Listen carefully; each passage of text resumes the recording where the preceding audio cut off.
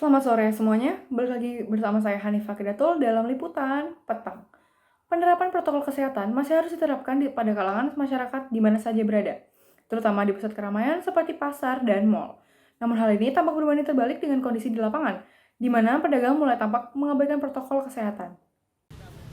Minggu pagi, pasar tradisional masih tampak ramai di tengah melonjaknya kasus COVID-19. Di Pasar Kunciran, Tangerang misalnya, warga ramai terutama untuk membeli bahan-bahan pokok, sayuran, dan kebutuhan lainnya. Sayuran memang menjadi komoditas yang waktu simpannya singkat, sehingga banyak ibu rumah tangga dan pemilik usaha kuliner yang harus ke pasar untuk membeli sayuran-sayuran segar. Pedagang mengakui bahwa pengunjung pasar tidak mengalami penurunan seiring dengan meningkatnya kasus COVID-19. Belinya sih sama aja seperti hari biasa, karena kan kebutuhan rumah tangga masih harus masak-memasak. Dalam kegiatan transaksi jual beli, masih terlihat beberapa pedagang dan pembeli yang masih abai dengan protokol kesehatan. Masih banyak pedagang yang tidak menggunakan masker dan tidak menjaga jarak. Kalau di pasar sendiri, protokol kesehatannya gimana, Kak? Protokol kesehatannya kita sih selalu menggunakan masker, kalau yang lain juga sama sepertinya. Kadang-kadang seminggu 3 kali ada razia masker. Jadi yang nggak pakai masker di swab langsung. Walaupun razia sudah diberlakukan demi menjaga lonjakan kasus COVID-19 klaster pasar, tampaknya kesadaran untuk menggunakan masker di antara pedagang dan pembeli masih rendah. Faradiba Maisarah, Tangerang, Banten.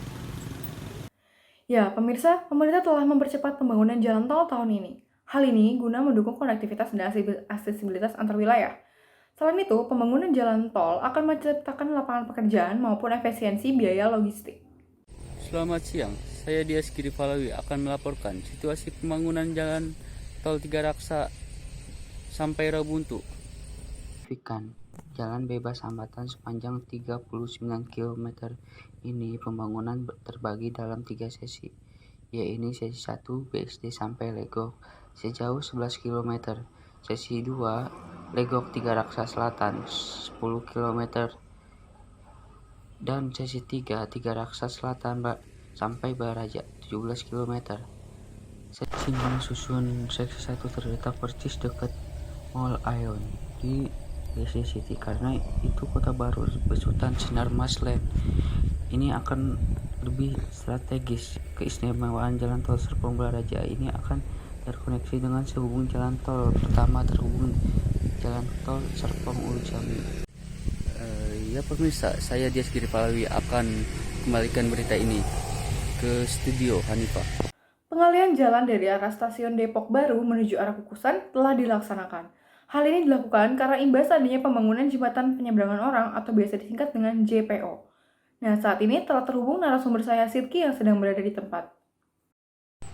Saat ini saya Sidki sedang berada di depan stasiun Depok Baru. Biasanya jalan di depan stasiun Depok Baru ini dipakai para pengendara motor khususnya sebagai penghubung untuk melintasi menuju jalan yang mengarah ke Depok Lama atau juga arah sebaliknya yang menuju pasar atau mengarah ke Kukusan. Namun seperti yang dapat dilihat, jalur di depan stasiun Depok Baru ini sudah ditutup dan pengendara motor atau mobil yang ingin melewati jalur ini dialihkan ke jalur alternatif.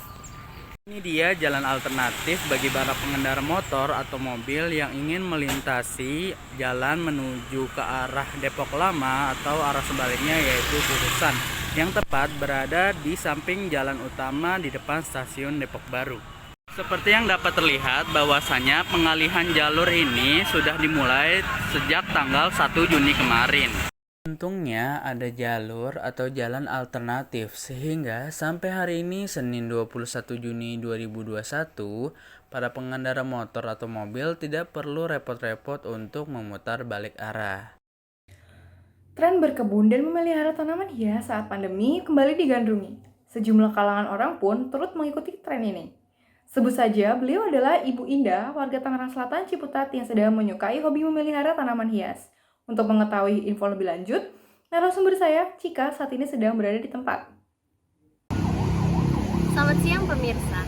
Semenjak pandemi COVID-19, masyarakat berbondong-bondong untuk mencari kegiatan baru selama di rumah aja.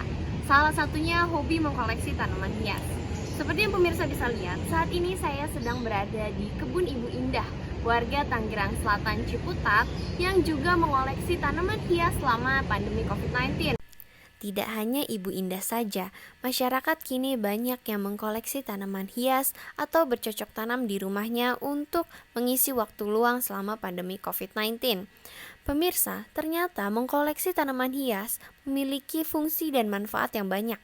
Tidak hanya untuk mengisi waktu luang, warna alami dari tanaman, terutama warna hijaunya, mampu membuat suasana ruangan jadi lebih hidup dan segar.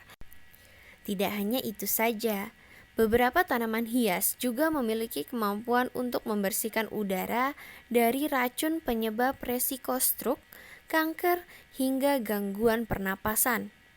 Selain memiliki banyak manfaat untuk lingkungan, kehadiran tanaman hias di rumah bisa memberikan dampak positif bagi kesehatan mental. Aktivitas menanam dan merawat tanaman secara rutin ternyata mampu membantu meningkatkan suasana hati, meringankan stres, dan lebih fokus pada kehidupan saat ini.